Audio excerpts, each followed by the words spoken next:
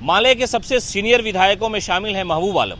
महबूब आलम को आपने देखा होगा कि सत्ता में रहने के बावजूद भी वो सरकार के खिलाफ खुल करके आवाज बुलंद करते हैं। चाहे वो बिहार विधानसभा का मामला हो, चाहे वो सड़क का मामला हो, वो मुख्यमंत्री नीतीश कुमार और उप मुख्यमंत्री तेजस्वी प्रसाद यादव तक को नहीं छोड़ते हैं। लेकिन जब जाति आधारित गणना की रिपोर्ट आई, महबूब आलम मुख्यमंत्री आवास पहुंचते हैं, उनसे सलाह मशवरा किया जाता है कि महबूब साहब, मुख्यमंत्री पूछते हैं महबूब साहब बताइए क्या होना चाहिए, इतनी जातियां हैं, इतने इतने लोग हैं, क्या करना चाहिए। महबूब आलम ने सबसे पहले जो मांग रखी, और वो मांग सबसे बड़ी ये थी कि उन्होंने कहा कि मुख्यमंत्री महोदय, मुसलमानों की संख्या सबसे ज्यादा है, यादव के बनिस्बत आरजेडी जिस राजनीति को लेकर के चलती है, 18% मुसलमान है, इसलिए मुसलमानों को आरक्षण मिलना चाहिए। पहला ऐसा विधायक है कोई जो सरकार में बैठा हुआ है, जो मुख्यमंत्री नीतीश कुमार के साथ बैठा हुआ है, और वो खुल करके ये कह रहा है कि मुसलमानों को आरक्षण मिलना चाहिए। तो जो मुख्यमंत्री नीतीश कुमार के साथ मीटिंग हुई, वहां पर अख्तरुल ईमान भी थे, ऑल इंडिया मजलिस-ए-इत्तेहादुल मुस्लिमीन के प्रदेश अध्यक्ष हैं, विधायक हैं। मुसलमान और दलित की जो राजनीति है उसका, उनकी सियासत का ये आत्मा रहा है, और वो लगातार इस मामलों को लेकर के उठाते रहे। सुरजापुरी बिरादरी, कुल्हैया बिरादरी, इन सारे मामलों को लेकर के जो सीमांचल के लोग हैं, उनकी राजनीति का जो वोट है वो साधने का प्रयास अख्तरुल ईमान ने हमेशा किया है।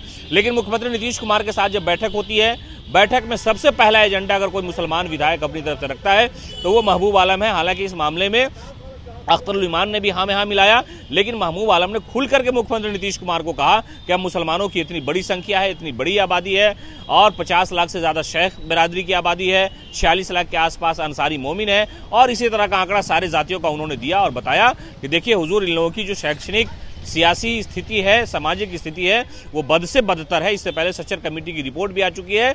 इसलिए इन सारे मामलों पर गौर करते हुए मुसलमानों को सबसे पहले आरक्षण की आवश्यकता है, उन्हें आरक्षण मिलना ही चाहिए। इसलिए कि जाति आधारित गणना की रिपोर्ट सरकार ने पेश कर दी है, और उसके अनुसार ही ये मांग रखी जा रही है। और मुसलमान कम्युनिटी की तरफ से हम आपसे ये मांग कर रहे हैं कि मुसलमानों को आरक्षण मिलना चाहिए, ये उनका सियासी अधिकार है।